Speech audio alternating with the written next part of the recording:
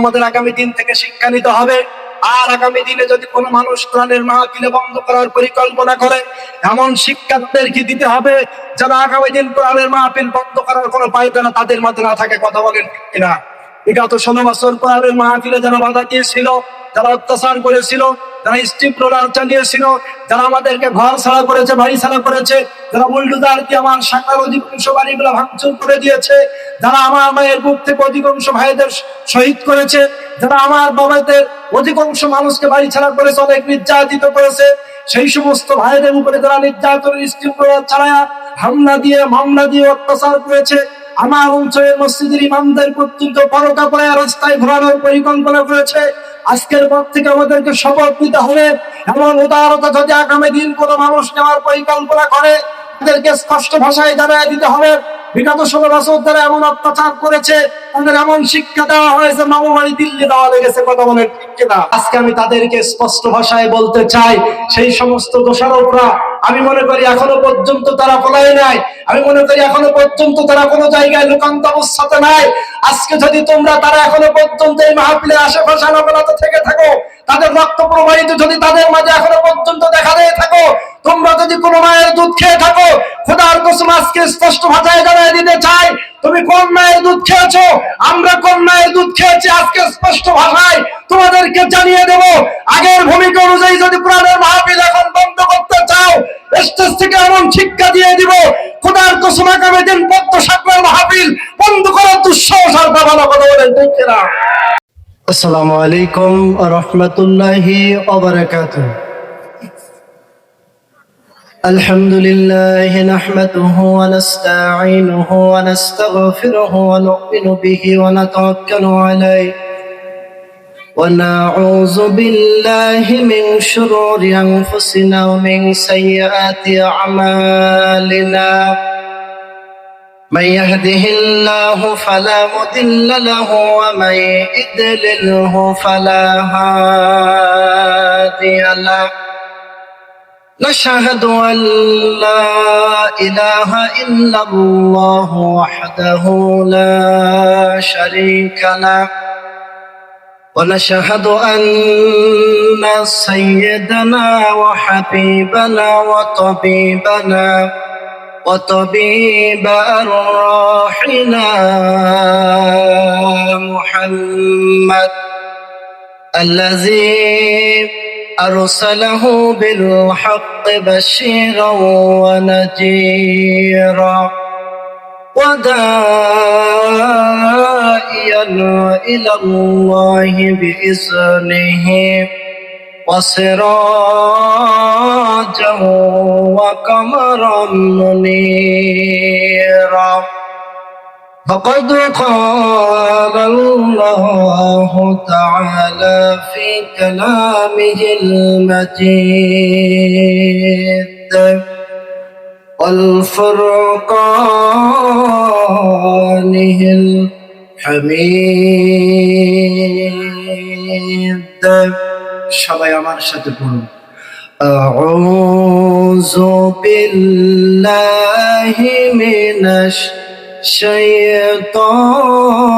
শাইতানির রাজীম বিসমিল্লাহির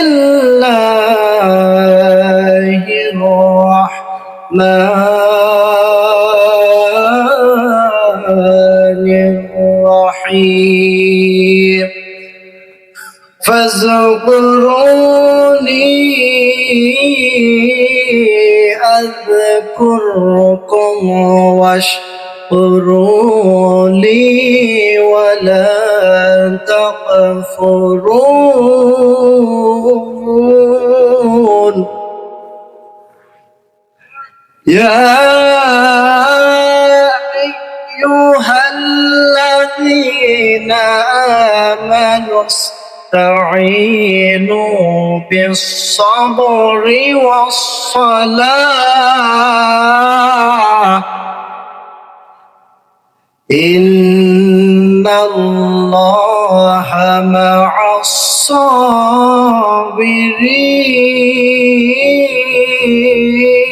الصابرين ولا تقولوا يقتل في سبيل الله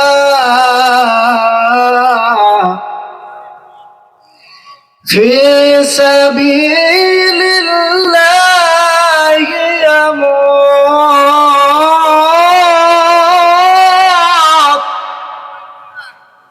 بل أحياء ولكن لا تشعرون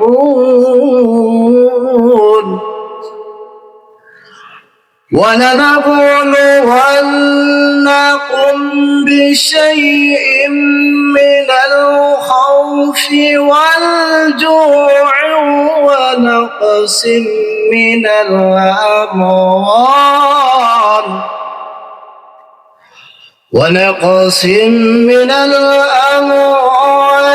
والأنفس والثمرات وبشر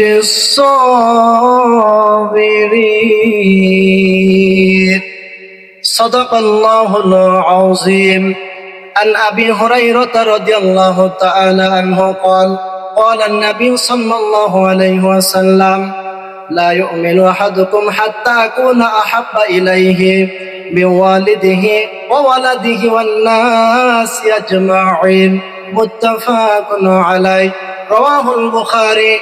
وقال تعالى في حبيب شان إن الله وملائكته يصلون على النبي يا أيها الذين آمنوا صلوا عليه وسلموا تسليما اللهم সবাই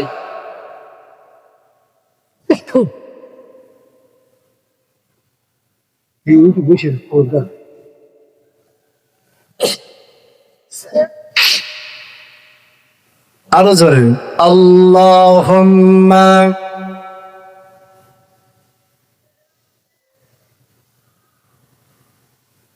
আমার সাকরাবাসীর আওয়াজটা এত আস্তে হলে হবে না। এরা তো বিগত 16 বছর অনেক নির্যাতিত ছিল, এখন তার ভয় নাই, তাই না? তাহলে এত আস্তে হচ্ছে কেন? রাসূলের প্রতি দরুদ শরীফ পড়লে তার পুলিশে ধরবে না, কেউ ধরায়ও দিবে না, তাই না? তাহলে একটু জোরে আওয়াজ দিয়ে পড়া ভালো না? সবাই প্রাণ খুলে পড়ো আল্লাহুম্মা সাল্লি আলা সাইয়্যিদিনা ওয়া আলা আলি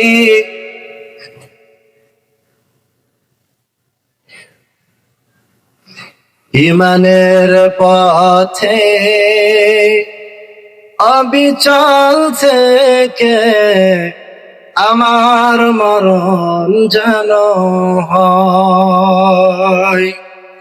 ইমানের পথে অবিচল থেকে আমার মরণ যেন হয়।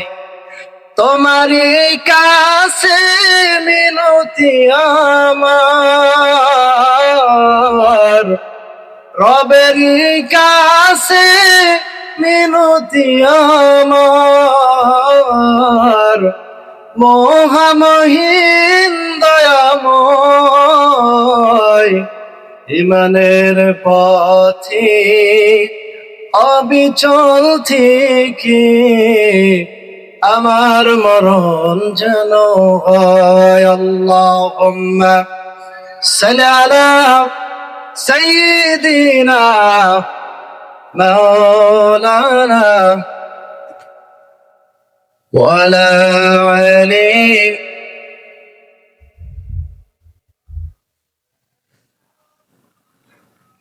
তোমাকে নিয়ে আমি প্রিয় কোন সুর সাজাতে আজ পারিনি। তোমাকে নিয়ে আমি প্রিয় কোন গান গাইতে আজ পারিনি। হে রাসূল হে রাসূল আল্লাহুম্মা সাল্লি আলা সাইয়্যিদিনা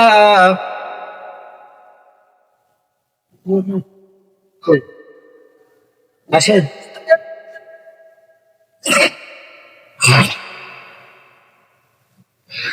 খোলাফায়ে রাশেদার সোনালি দিন কেন যে ফিরে আর আসে না খোলাফায়ে রাশেদার সোনালি দিন কেন যে ফিরে আর আসে না সকলে ফিরে তার অধিকার কেন যে মন খুলে হাসে না দুলের আসনে বসে অমরে রাজ্য শাসন করেছে খলিফা অমরের শাসনে কোন জীব না খেয়ে মরেছে এই অমরের মতো কেউ এ ধরাতে কোনদিন কি আর হবে না খোলাফায়ে রাশেদার সোনালীর দিন কেন যে ফিরে আর আসে না সকলে ফিরে তার অধিকার কেন যে মন খুলে হাসে না চারিদিকে শুনে শুধু হাহাকার অন্যায় জুলুমার বিচার আছে না নাই চারিদিকে শুনি শুধু হাহাকার অন্যায় জুলুমার বিচার এই জুলুমের কোনদিন কি আর অবসান হবে না খোলাফায়ে রাশেদার সোনালীর দিন কেন যে ফিরে আর আসে না সকলেই ফিরে তার অধিকার কেন যে মন খুলে হাসে না আলহামদুলিল্লাহ প্রশংসা করি সেই মহান আল্লাহ সুবহানাহু ওয়া তাআলা দরবারে যে আল্লাহ রাব্বুল আলামিন সুন্দর একটা মাস ফজিলতপূর্ণ মাসে আমাদের সকলকে শাবান মাস জুমার দিন ঈশার নামাজ বাদ তার সুন্দর একটা জান্নাতের বাগানে আমাদের সকলকে অসংখ্যকৃত মানুষের মাঝ থেকে বাছাইকৃত করে এমন একটা জান্নাতের বাগানে আসার এবং বসার তৌফিক দান করেছেন আল্লাহ পাক রব্বুল আলামিনের দরবারে লক্ষ কোটি শুকরিয়া জানাই সকলে মন খুলে প্রাণ খুলে বলি আলহামদুলিল্লাহ দরুদ আর সালাম সেই নবীর প্রতি যে নবী নির্যাতিত নিষ্পেষিত জেলখানায় কারারুদ্ধ 3.5 বছর শিয়াবা আবু তালিবের ভিতরে তাইফের জমিনে রক্তাক্ত মক্কা ছেড়ে মদিনার পথে বিজড়িত যে রাসূল কান্নারত অবস্থাতে মক্কা ছেড়ে মদিনার পথে বিজড়িত হয়েছিল ইহার পরও যে রাসূল উম্মতের জন্য পাগল সেই নবীর প্রতি দরুদ আর সালাম আকাই নামদার তাজেদার মদিনা মক্কার জ্যোতি মদিনার বাতি আব্দুল্লাহর নয়নের মণি আমিনার নয়নের পুতুল জনাবে মুহাম্মদ রাসূলুল্লাহ সবাই বলে সাল্লাল্লাহু আলাইহি ওয়াসাল্লাম রাসূলের প্রতি দরুদ শরীফ যদি কোনো ব্যক্তি পড়ে রাসূল সাল্লাল্লাহু আলাইহি ওয়াসাল্লাম খুশি হয়ে যান আল্লাহ পাক রব্বুল আলামিন বলেন সাথে সাথে রাসূলের প্রতি দরুদ পড়ার কারণে আমি আল্লাহ পাক খুশি হয়ে তাদের আমলনামায় 10টা রহমত নাজিল করে দেই বলি সুবহানাল্লাহ 10টা সগীরা গুনাহ আমি আল্লাহ পাক maaf করে দেই সুবহানাল্লাহ সম্মানিত ভাইরা আমার সম্মানিত আমার প্রাণ প্রিয় মাতৃভূমি অত্র এলাকার পদ্ম শাখাবাসীরা আলোচনার আগে আমি জিজ্ঞাসাবাদ করি আপনারা সকলেই কেমন আছেন সকলেই ভালো আছেন আলহামদুলিল্লাহ আল্লাহ পাক রব্বুল আলামিন আমাদের সকলকে ভালো রেখেছে তবে হ্যাঁ কিছুদিন ভালো ছিলাম আবার সেই একই অবস্থার মতো চলে যাচ্ছি ঠিক কি না বিগত 16 বছর আমরা যখন জুমায় আলোচনা করতাম আমি তো আসলে এমপি সাহেব যিনি এখানকার যারা লাফালাফি করে ওনার এমপি মহোদয় ইউনিয়নের ইমামতি করি 12 বছর ওখানে আছি আপনাদের চেয়ে আমি ভালো জানি তার বিষয় বা যে দলেরই হোক তাদের সম্পর্কে আমি ভালো জানি অনেক জ্ঞান আছে তো যাই হোক বিগত 16 বছর যখন আমরা আলোচনা করতাম কোরআন হাদিস দিয়ে শক্ত কথাগুলো যখন বলতাম, এক শ্রেণীর মানুষ টুপিওয়ালা দাড়িওয়ালা তারা সামনে দাঁড়ায় কি বলতো জানেন? তারা জুমার পরে বা জুমার আলোচনার সময় আমাদের পাশে যেয়ে বলতেন, এই হুজুরটা সাহসী হুজুর, অর্থাৎ কঠিন ভূমিকা রাখে। একই বক্তৃতায় একই কোরআনের কথা আমরা যখনই বলতে যাই, একই ব্যক্তি, একই মানুষ, একই টুপিওয়ালা, এরকম হুজুররা মসজিদে ধর্মের নামে রাজনীতি করে, কথা বলে। কোরআন কিন্তু একই, কথা কিন্তু একই, এখন তারা উল্টা গান গাচ্ছে। সুতরাং আমার বিষয় হলো, আমার কথা হলো, আমি এখানে যতটুকু সময় আলোচনা করব, কোন দলের নাম নিয়ে কথা বলবো না, কে কোন দল করে এ বিষয় নিয়ে আমি আলোচনা করব না। আমি এসেছি কোরআন বা হাদিস থেকে আলোচনা করতে। তবে হ্যাঁ, কোরআন বা হাদিসের আলোচনা যদি কোনো দলের বিপক্ষে চলে যায়, কারোর বিপক্ষে চলে যায়, কায়ের গা আগুন চলে যায়, এটাতে আমার কিছু করার নাই। তবে হ্যাঁ, এটা বুঝতে হবে যে আল্লাহর কোরআনের কথা যদি তাদের বিপক্ষে চলে যায়, তাহলে তাদেরকে সব দল ত্যাগ করে আমাদের হাতে হাত দিয়া অবশ্যই কোরআনকে প্রতিষ্ঠিত করার জন্য কোরআনের সোহবতে আসতে হবে, ঠিক কিনা? সম্মানিত ভাইরা, সম্মানিত বাবাজিরা, আজকে যে জায়গাতে আমি আলোচনা করতে এসেছি, আমি ছোটবেলা থেকে দেখেছি আমার এই এলাকাতে অধিকাংশ মানুষ অনেকবার চেষ্টা করেছে কোরআনের এমন একটা মাহফিল দেওয়ার জন্য, হতে দেয় না। বিগত 16টা বছর কিছু স্বৈরাচারের দোষারোপরা কোরআনের মাহফিল হতে দেয় না। অনেক কষ্ট করে, কালেকশন করে, সুন্দর করে সাজায়া গুছায়া একটা মাহফিল প্যান্ডেল করে এলাকার যুবক ভাইয়েরা সুন্দর করে একটা মাহফিল সাজায়। মাহফিলের দিন নেতা এসে কয় মাহফিল হতে দেব না। কেন? আমাদের নেতারে নেও নাই, তুমি যে বক্তা নিচ্ছ সব তো জিহাদি, অর্থাৎ জিহাদি বাদ দিলে কোনো বক্তা নাই, মাহফিল হতে দেওয়া যাবে না, মাহফিল টোটাল বন্ধ। দেখেছি আমার অঞ্চলের যুবক ভাইয়েরা যারা এতটা মাস, এতটা দিন ধরে কষ্ট করে পরিশ্রম করে মানুষের মাছ থেকে টাকা পয়সা উঠাইয়া কোরআনের একটা মাহফিল সুন্দর করে সাজাইছিল, চোখের পানি খালে, কাঁদে, আর স্টেজটা খোলে, হাড়িকুড়ি গুলো উঠায়, কত কষ্ট দুঃখ তাদের মাঝে সেই সময় দেওয়া হয়েছিল, কথা বলেন ঠিক কিনা? আজকে আমি তাদেরকে স্পষ্ট ভাষায় বলতে চাই, সেই সমস্ত দোষারোপরা আমি মনে করি এখনো পর্যন্ত তারা পলায় নাই, আমি মনে করি এখনো পর্যন্ত তারা কোনো জায়গায় লোকান্ত অবস্থাতে নাই।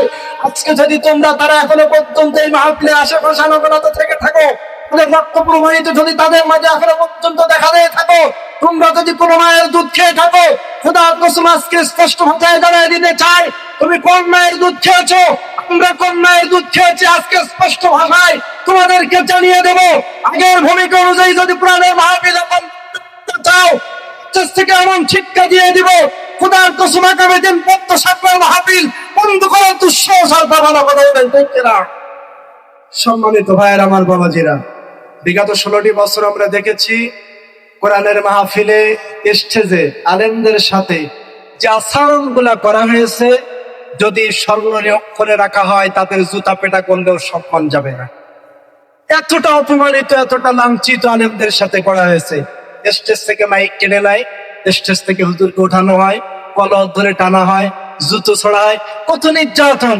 খোদার কসম আজ থেকে শপথ করেন, আগামী দিন থেকে আমার এই পদ্ম সাক্ষাতে, আমি মনে করি এই অঞ্চলে শিবির, জামাত সহ বিভিন্ন দলের মানুষ আছে, কিন্তু এই অঞ্চলের মানুষ ইমানের ঘাঁটি, এই অঞ্চলের শহীদের রক্ত তাদা ফেলানো আছে। সুতরাং এই পদ্ম সাঁকড়া অঞ্চল থেকে আমাদের আগামী দিন থেকে শিক্ষা নিতে হবে। আর আগামী দিনে যদি কোনো মানুষ কোরআনের মাহফিল বন্ধ করার পরিকল্পনা করে, এমন শিক্ষার্থীদেরকে দিতে হবে যারা আগামী দিন কোরআনের মাহফিল বন্ধ করার কোনো পায়তারা তাদের মাঝে না থাকে, কথা বলেন কিনা?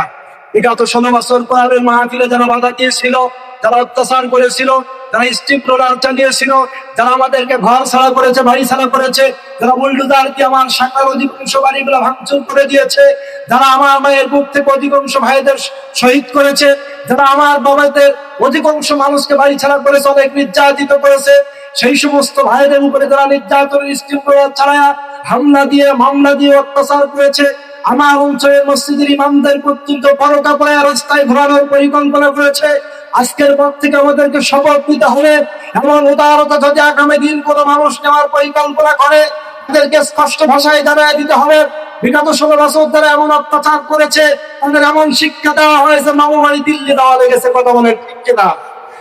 আমার বুবু খাইছে ধরা, এবার বুঝি রক্ষা নাই, স্বৈরাচার নাই দেশে নাই, পালাই গেছে কোন জায়গায়, দিল্লি বুবুর মামা বাড়ি, সেথায় বুবু দিছে পাড়ি,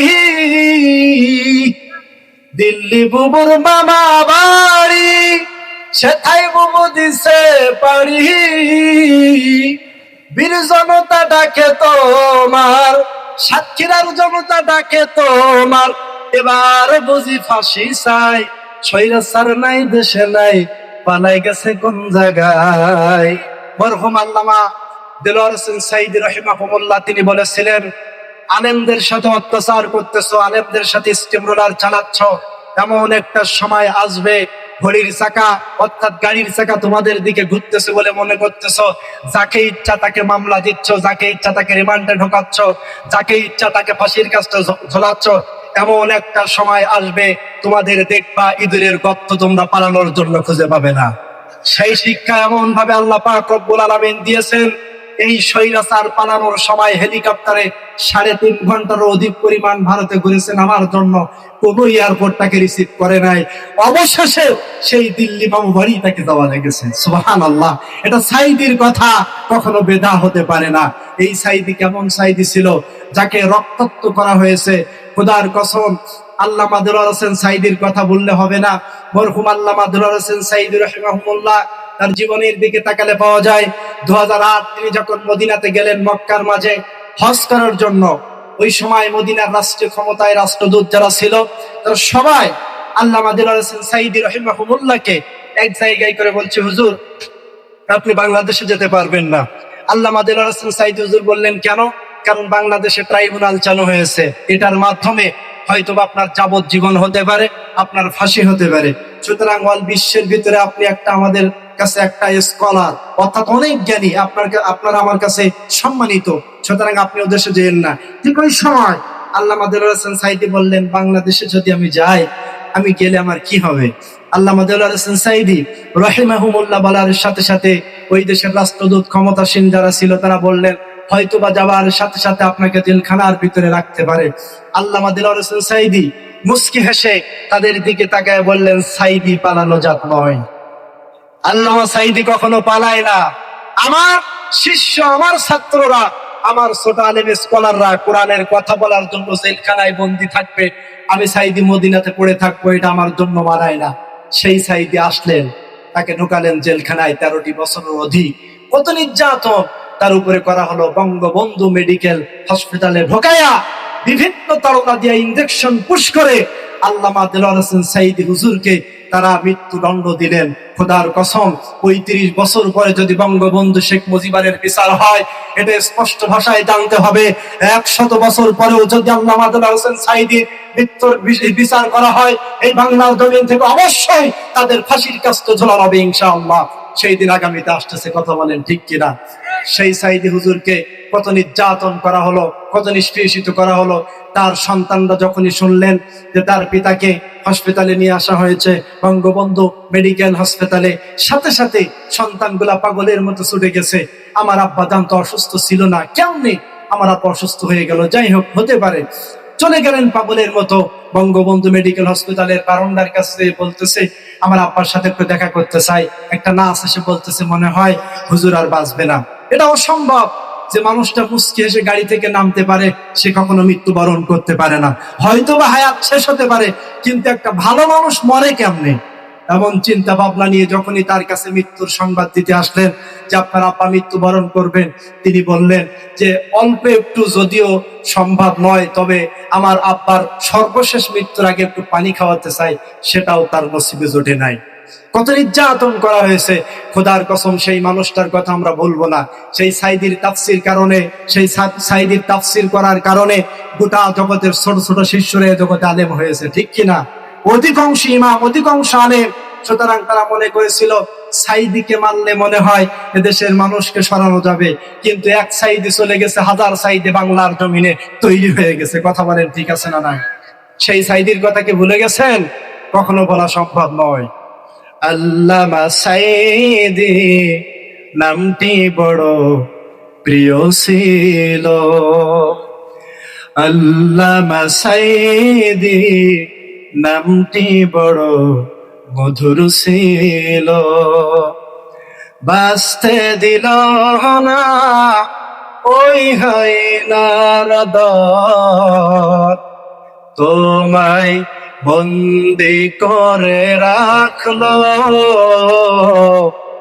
আল্লামা সাইদি, নামটি বড় মধুর ছিল। কোরআনের কথা তুমি বলতে গিয়ে জীবন দিলে বিলিয়ে, হায়দাদের হৃদয়ে হয়নি তো দয়া, রেখেছিল তোমায় বন্দি করে। যাই জীবন চলে যাক ক্ষতি নাই তাতে, যাই জীবন চলে যাক ক্ষতি নাই তাতে, তবুও তোমার কথা বলবো আল্লামা সাইদি, নামটি বড় মধুর ছিল। সিল্লাই বলা যাবে না মারহাবা। ভাই আমার বন্ধুবান, এবার আসেন কোরআনুল কারীমের দিকে চলে যায়। আমার যে সময় দেওয়া হয়েছে আর সম্ভবত 40 থেকে 45 মিনিট আলোচনা করব। যে আলোচনাটুকু রেকর্ড করে নিয়েছে এসেছি, এগুলা সম্ভবত বলতে পারবো না। অল্প কিছু বিষয় আমি মূল বিষয়গুলো উঠায় যায় কোরআনুল কারীম থেকে, যে আমি আয়াতে কারিমাটি তেলাওয়াত করেছি। আল্লাহ রাব্বুল আলামিন অসংখ্য কৃত সূরা নাযিল করেছেন এই কোরআনুল কারীমের ভিতরে। যাই হোক, কোরআনুল কারীম থেকে যে আমি আয়াতে কারিমাকে তেলাওয়াত করলাম, আল্লাহ রাব্বুল আলামিন অসংখ্য কৃত সূরা এই কোরআনুল কারীমের ভিতরে নাযিল করে দিয়েছেন। 114টি সূরা, এটা আমাদের সবার জানা আছে। আমি যে সূরাটি তেলাওয়াত করেছি এই সূরাটির নাম হলো সূরা বাকারা। অসংখ্য কৃত সূরার ভিতরে 2 নম্বর সূরা। এই সূরাটি অবতীর্ণ হয়েছেন মদিনায়। এই সূরাটির রুকু সংখ্যা 40, আয়াতে কারিমা 286। আমি যে আয়াতে কারিমাটি তেলাওয়াত করলাম 151, 152, 153, 154 নম্বর আয়াতে কারিমা, 2 নম্বর পারা, 2 নম্বর পৃষ্ঠার মাঝের লাইনের অংশটি আমি তেলাওয়াত করেছি। এর আগে তাফসীর করার আগে কোরআনুল কারীমের আয়াতে কারিমার যে ব্যাখ্যাগুলো আছে ইহা বলার আগে আমাদের সকলকে একটু সুন্দর করে যাচাই বাছাই করতে হবে। ও কোরআন, তোমার কাছে জিজ্ঞাসাবাদ করতে চাই, তুমি কেমন কোরআন, তোমার পরিচয়টা জানার প্রয়োজন। অসংখ্য কিছু মানুষ বিভিন্ন জায়গাতে, সাইডে বাগানে বিভিন্ন জায়গায় বসা, তারা তো আসে নাই। আমরা যে কোরআনের মাজলিসে এসে বসেছি এই কোরআন সম্পর্কে জানতে চাই, কারণ বাহিরের মেহমান তুমি, তোমার পরিচয় না জেনে তো আমাদের কোরআন শোনা উচিত হবে না, ঠিক কিনা? সুতরাং কোরআনুল কারীমের পরিচয় নিয়ে আমাদেরকে আলোচনা শুনতে হবে।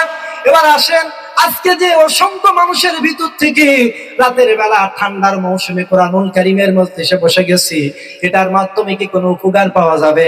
আল্লাহ রাব্বুল আলামিন সুন্দর করে জানিয়েছেন, ও বান্দারা শোনো, আমার কোন বান্দা কোরআনুল কারীমের মাজলিসে যদি রাতের বেলা শোনার জন্য বসে যায়, আমি আল্লাহ রাব্বুল আলামিন জানিয়ে দিলাম তাদের উপরে খুশি হইয়া 60 বছর নফল নামাজ আদায় করলে যে নামাজটা আল্লাহর দরবারে কবুল হয়ে গেছে, ওই নামাজ আদায় করলে যে সওয়াব হয়, ওই সওয়াব আমি আল্লাহ পাক রব্বুল আলামিন তাদের আমলনামায় দান করে দেই। বলি সুবহানাল্লাহ।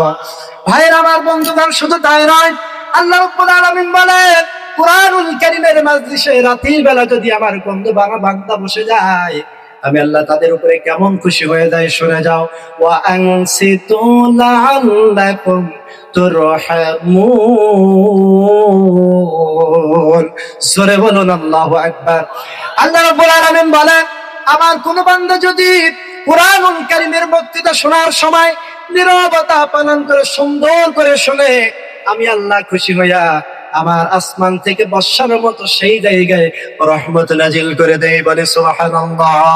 এটা জান্নাতের বাগান, এ তো চির আমদান, এ যে মুক্তির ডাক, এ যে মহাবাণী খোদারি কালামে পাক। এই দুনিয়া আর সেই দুনিয়া, এই দুনিয়া আর সেই দুনিয়া, মুক্তি পাবে তুমি দো জাহানে। সমাধান, ও সমাধান, সমাধান চাও যদি জীবনে মরণে, ফিরে যাও খুঁজে নাও চোখ রাখো কোনখানে। আল কোরআনে। সুতরাং কোরআন এই সমাজে প্রতিষ্ঠিত হোক, প্রয়োজন আছে না নাই? রান্নাঘর থেকে পার্লামেন্ট পর্যন্ত আছে না নাই? মোল্লাদ্দর কোন পর্যন্ত? কয় মোল্লাদ্দর মসজিদ পর্যন্ত। হুজুররা থাকবে, তারা মসজিদে ইমামতি করবে, হুজুররা মাদ্রাসা ছোট্ট ছোট্ট বাচ্চাদের আরবি শিক্ষা দিবে। কিন্তু তাদের মাঝে এমনও শিক্ষা থাকা উচিত, বাচ্চাদের গায়ে যখন জ্বর আসবে একটু ভয় ভীতি পাবে, হুজুরদের করণীয় হলো সূরা ফাতিহা, সূরা ইখলাস, সূরা নাস দিয়ে তাদেরকে সুন্দর করে গায়ে ফু দিবে। এটাই হলো হুজুরদের কাজ। কিন্তু মোল্লারা কেন এখন এমপি হতে চায়, মোল্লারা কেন এখন সংসদে যেতে চায়? এটা কেমন একটা দেখায়, আছে না নাই? এরা নির্ভেজাল টাটকা মুনাফিক ছাড়া কিছু হতে পারে না। আমি মনে করি যারা আলেমদেরকে মোল্লা বলে গালি দেয়, মোল্লা বলে কটূক্তি করে, এরা নিঃসন্দেহে ভারতের প্রোডাক্ট ছাড়া অন্য কিছু হতে পারে না। ঠিক আছে না নাই? কারণ ভারতের প্রোডাক্টের মাধ্যমে আল্লামা সাঈদীকে জেলখানার ভিতরে 13 বছর রাখা হয়েছিল। ভারতের ষড়যন্ত্রের কারণে উসমান হাদিকে মারা হয়েছে। ভারতের ষড়যন্ত্রের কারণে এদেশের বৈষম্য বিরোধী অসংখ্যকৃত আমার ছাত্র ভাইদের রক্ত ঝরানো হয়েছে, সব এই ভারতের চক্রান্তর বিরুদ্ধে। সুতরাং তাদের এজেন্ট নিয়ে যারা এদেশে প্রবেশ করে রাষ্ট্রীয়ভাবে বাংলাদেশ চালানোর পরিকল্পনা করে, নিঃসন্দেহে বাংলার জমিন তারা কখনো সঠিকভাবে চালানোর চিন্তা করে না। কথা বলেন ঠিক কিনা? ভাই আমার বন্ধুগণ, তারা আমাদেরকে অপমান করে আর বলে মোল্লারা থাকবে মোল্লাদের জায়গায়। কিন্তু এরা কেন এগুলা করে? অনেক চিন্তা ভাবনা করে দেখলাম, আসলে কি তারা আমাদেরকে সম্মান করার জন্য বলতেছে না অসম্মান করার জন্য বলতেছে? হুজুররা হুজুরদের জায়গা রাখতে চাচ্ছে কেন? কিছুদিন পরে গবেষণা করে দেখলাম তারা এই কথা কেন বলতেছে। এটা বলার একটাই কারণ হলো, সেটা হলো তারা চিন্তা করে দেখলো হুজুররা যদি পার্লামেন্টে যায়, হুজুররা যদি ইউনিয়ন কাউন্সিল সংসদে বসার পরিকল্পনা করে, খোদার কসম ওদের চুরি করা বন্ধ হয়ে যাবে। ঠিক কিনা?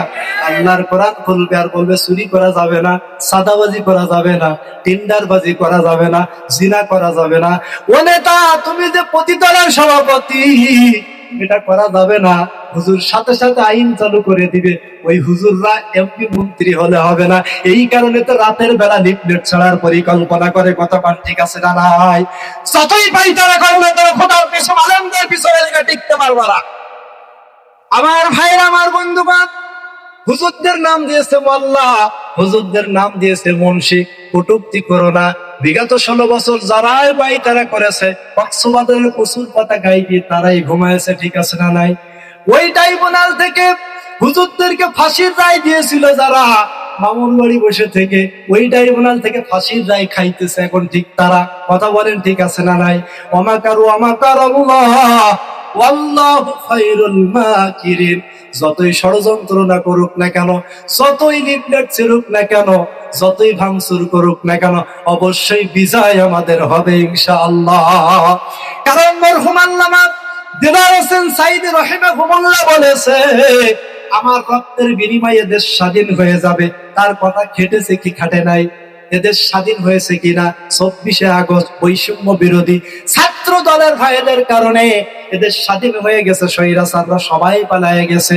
2 নাম্বার, তিনি বলেছিলেন বাংলাদেশের সর্বপ্রথম মূল শিকড় যার যে জায়গাটা, আমার ছাত্র শিবির, আমার ছাত্র শিবিরের ভাইয়েরা এই বিজয় হয়ে যাবে। রাজশাহীর দিকে তাকান, বিশ্ববিদ্যালয়ের দিকে তাকান, ঢাকা বিশ্ববিদ্যালয়, ওই চট্টগ্রাম, রাজশাহী সহ অধিকাংশ জায়গাতে আমার শিবিরের ভাইদের ডাকসু নির্বাচনে প্রত্যেকটা জায়গায় নির্বাচিত হয়ে পাস হয়েছে। বলি আল্লাহু আকবার। আমার ভাইরা মূল জায়গা থেকে যখন ঘুরে ঘুরে আসতেছে, আগাই কোনো চিন্তা নাই, বিজয় অবশ্যই আমাদের হবে। ঠিক কিনা? সুতরাং আইবের শাসন, মুজিবের ভাষণ, জিয়া কেটেছে খান ইরশাদের নানান তাল, ফখরুদ্দিন মঈনুদ্দিন সরকার টিম ঢাকা প্রেস, আগামী দিন কোরআনের বাংলাদেশ। ঠিক কিনা? এই কোরআন প্রতিষ্ঠিত করার জন্য আমার রাসূল মার খেয়েছেন। এই প্রাণ প্রতিষ্ঠিত করার জন্য সাহাবীরা মার খেয়েছেন। এই প্রাণ প্রতিষ্ঠিত করার জন্য হযরত বেলাল হয়েছে।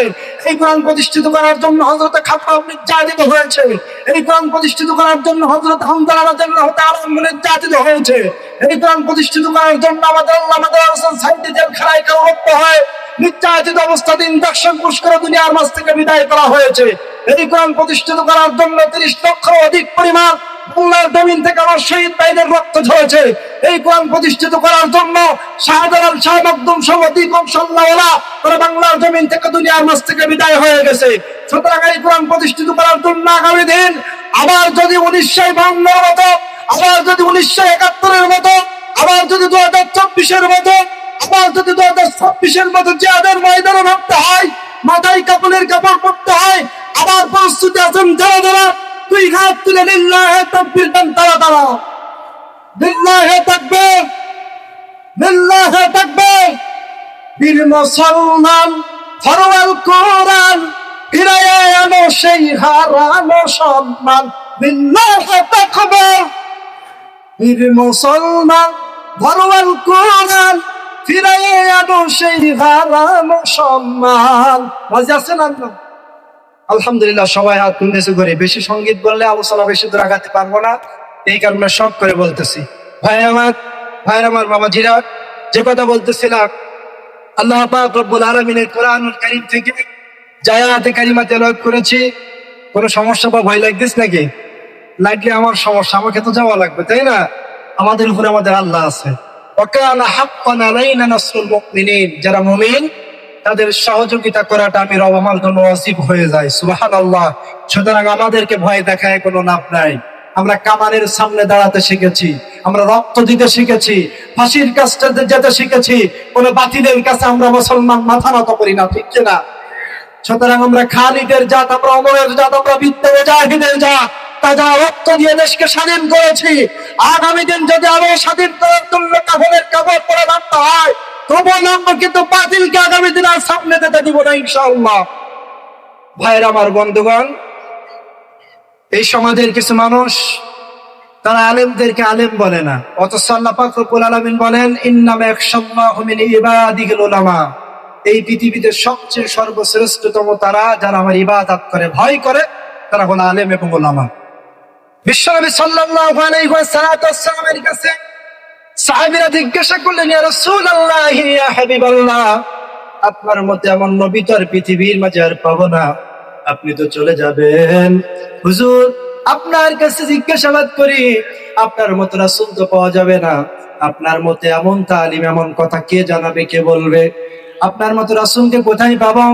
বিশ্ব নবী সাল্লাল্লাহু আলাইহি ওয়াসাল্লাম ওই সময় ডাক দিয়ে বললেন, শোনো, এই সমাজে আমি যখন মৃত্যুবরণ করব, তোমাদের মাঝে যখন কিছু হক্কানি আলেম পাওয়া যাবে, ওই আলেমদের মাঝে যাবা, আলেমদের হাতে হাত দিবা, তাদের চেহারার দিকে তাকাবা, মহাব্বতীন এক নজর দিয়ে তাকাবা, মনে করবা তাকে সালাম দেওয়া, তার চেহারার দিকে তাকানো, হাতে হাত দিয়া মুসাফা করা, বুকে কাঁধ দিয়ে সুন্দর করে মেলা, মনে করবা সেগুলা আমি রাসূল জানা আমার সাথে হয়ে গেছে। বলি সুবহানাল্লাহ।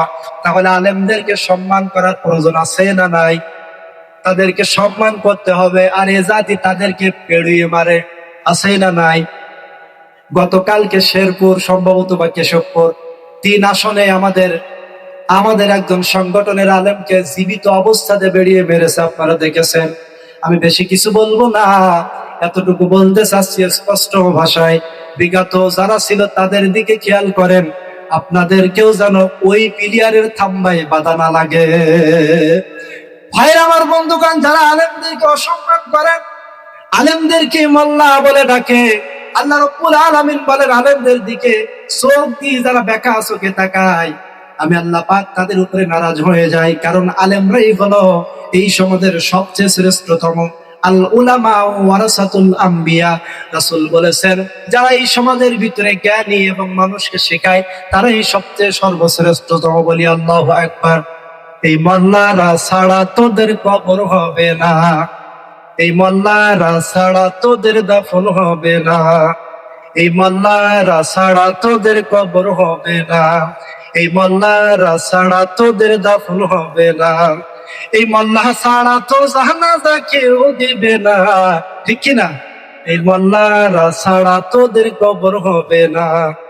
সারা জীবন যে মোল্লারে করলি রে তুই ঘেন্না, ওই মোল্লার দ্বারে যাওয়া লাগবে এইটা ভাবলি না। সারা জীবন করলি রে তুই যে মোল্লারে ঘেন্না, ওই মোল্লার দ্বারে যাওয়া লাগবে এইটা ভাবলি না। এই মোল্লা না হইলে তোমার বিয়ে হইতো না, এই মোল্লা না আসিলে তোমার বিয়ে হইতো না, এই মোল্লারা ছাড়া তোদের কবর হবে না। চিল্লায় বলা যাবে না কথা, ঠিক আছে না নাই? ভাইরা আমার, বন্ধুগণ, এই কোরআন নিয়ে খালি মনে করেন না এই সময় থেকে বাধা, এই কোরআন সেই 1000 বছর আগে থেকে বাধা। আজকে লক্ষ্য করেন, একটা ইতিহাস নোট করে নিয়ে আসলাম।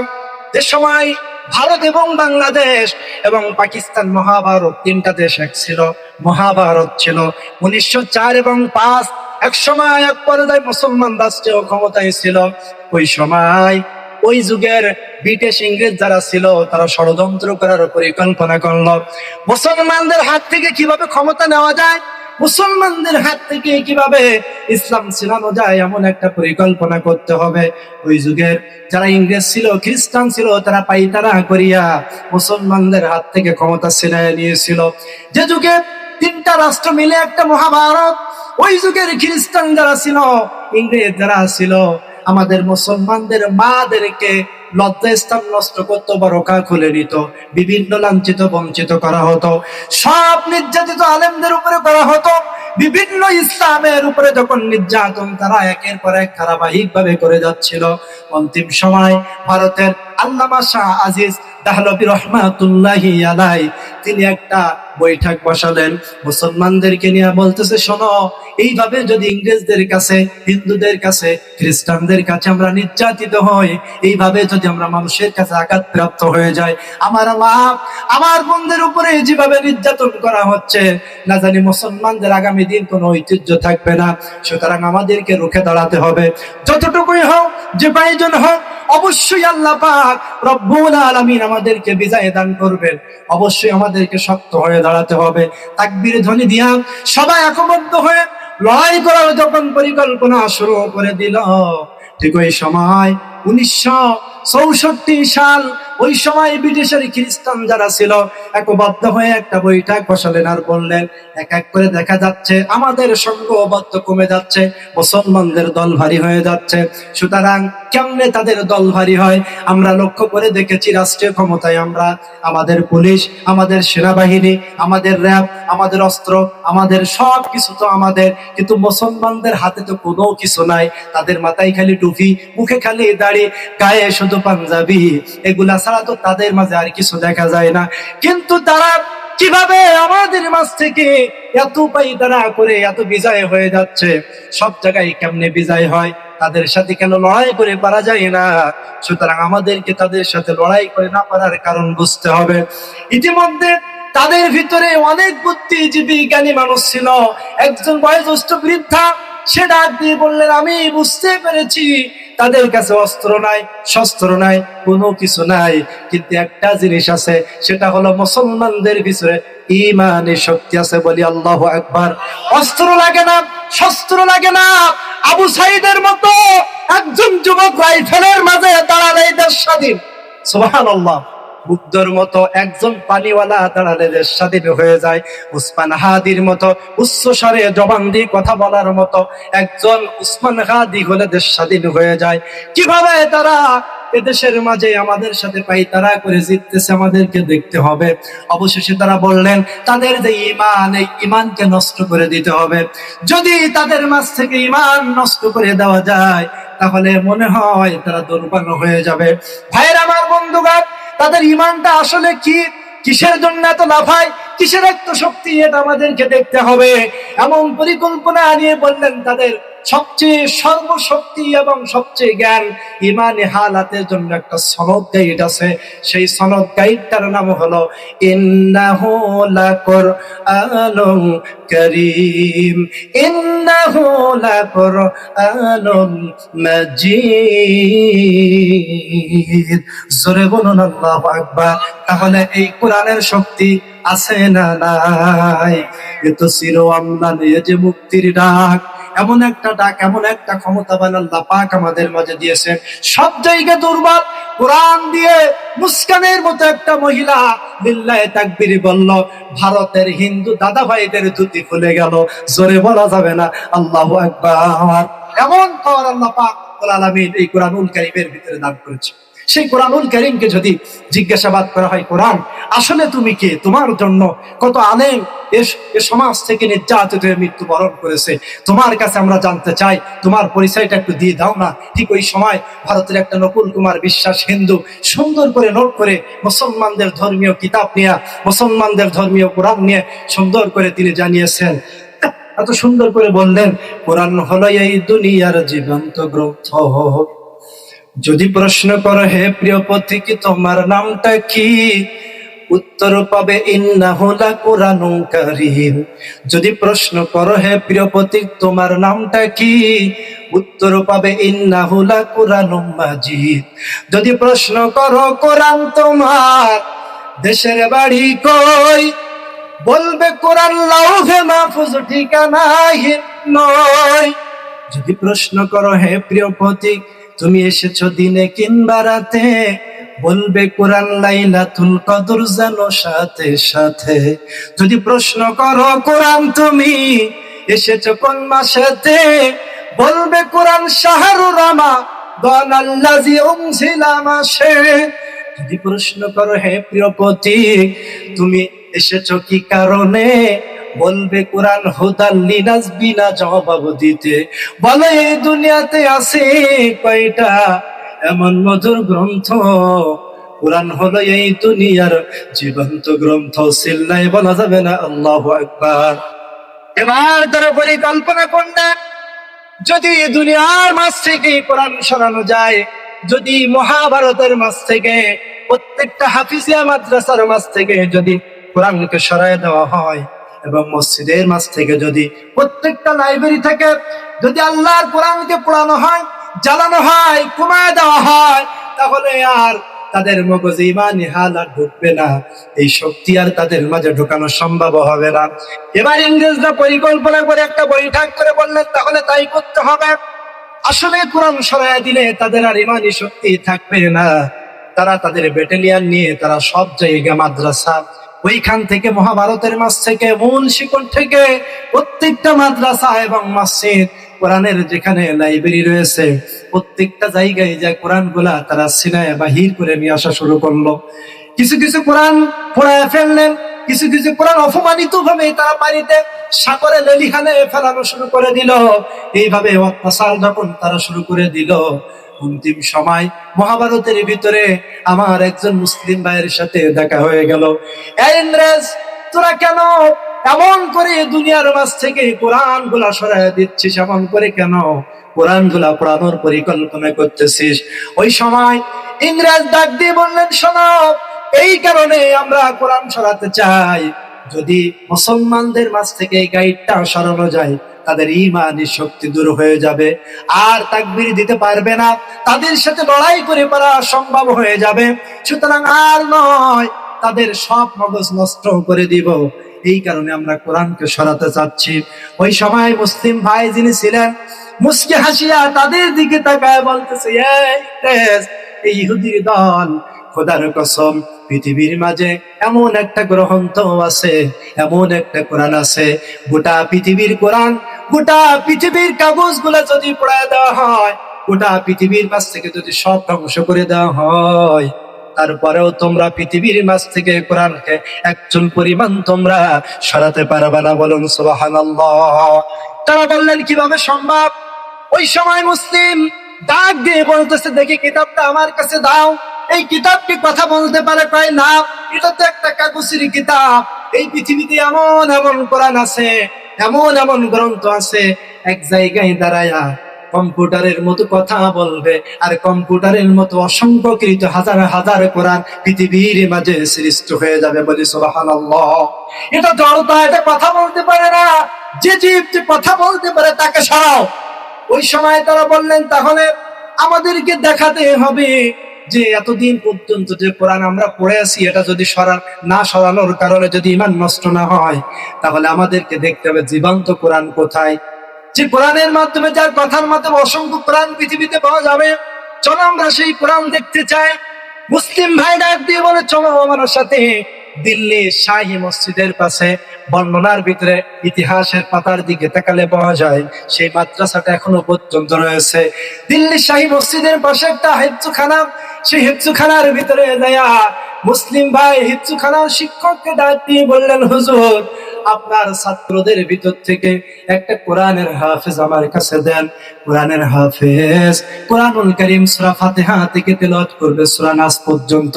এই যে ইংরেজ, এই খ্রিস্টান গুলা, ইহুদি গুলা এসেছে, তারা দেখতে চাই পৃথিবীর মাঝে জীবন্ত কোরআন আছে কিনা, এটা দেখার জন্য তারা এসেছে। হুজুর আপনি একটা ছাত্র দেন। ওই মাদ্রাসার শিক্ষক যিনি ছিলেন, শিক্ষকটা তার ছাত্রর ভিতরে অসংখ্য ছাত্র ছিল, সবচেয়ে যে ছাত্রটা ছোট 7 থেকে 8 বছর বয়স, ওই ছাত্রটাকে তার মাঝে দিলেন। মুসলিম ভাই সেই ছাত্রটাকে নিয়ে একটা উঁচু ঢিপির উপরে, একটা উঁচু চৌকার উপরে দাঁড় করাইয়া দিলেন, দিয়ে বললেন, এ বাবা তুমি কুরআনুল কারীম তেলাওয়াত করো। এই ইংরেজরা শুনতে চায় কোরআন নাকি পড়ায় দিলে এই সমাজে বানানো সম্ভব নয়, বাবা তুমি তেলাওয়াত করো। ছোট্ট বাচ্চাটা সুন্দর করে মধুর কণ্ঠ দিয়ে কোরআনুল কারীম তেলাওয়াত করা শুরু করে দিয়েছে। আলহামদুলিল্লাহি রাব্বিল আলামিন, সকল প্রশংসার মালিক আল্লাহ, আর রহমানির রহিম, মালিক ইয়াউমিদ্দিন। এমন করে তেলাওয়াত করতে করতে 1 পারা গেল, 2 পারা গেল, 3 পারা গেল, 4 পারা গেল, 5 পারা গেল, অত্যাধিক পরিমাণ কোরআনুল কারীমের তেলাওয়াত করতে করতে এক সময় দেখা গেল মুসলমান ভাইয়ের চোখ দিয়ে অঝর নয়নের পানি পড়া শুরু হয়ে গেছে। তার সামনে শিক্ষক ছিল, শিক্ষকের চোখ দিয়ে অঝর নয়নের পানি পড়তেছে, তার ছাত্র ভাইগুলো সবাই কাঁদতেছে। কারণ কোরআনুল কারীমের এমন এমন আয়াত আছে যেটা আযাব সম্পর্কে পাওয়া যায়।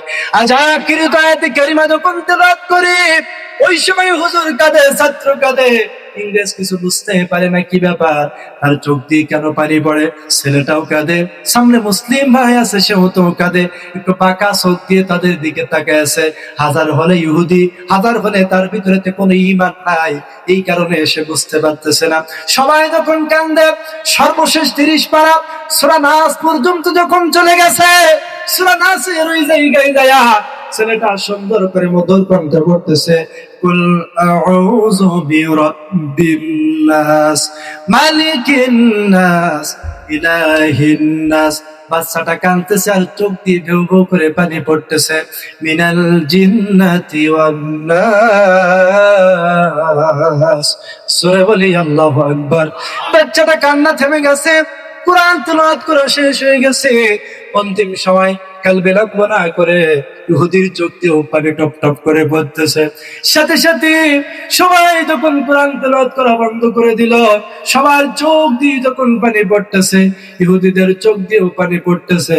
অন্তিম সময় মুসলিম ভাই মাদ্রাসার শিক্ষক ওই ইহুদিদের দিকে ডাক দিয়ে বলেন, এই ইংরেজ পুলিশেরা, আমরা না হয় কোরআনের মর্ম বুঝি, আমরা না হয় কোরআনের জ্ঞান বুঝি, আমরা এই কারণে কাঁদতেছি, কিন্তু তোমরা কেন কাঁদো, তোমাদের চোখ দিয়ে কেন পানি বাহির হচ্ছে?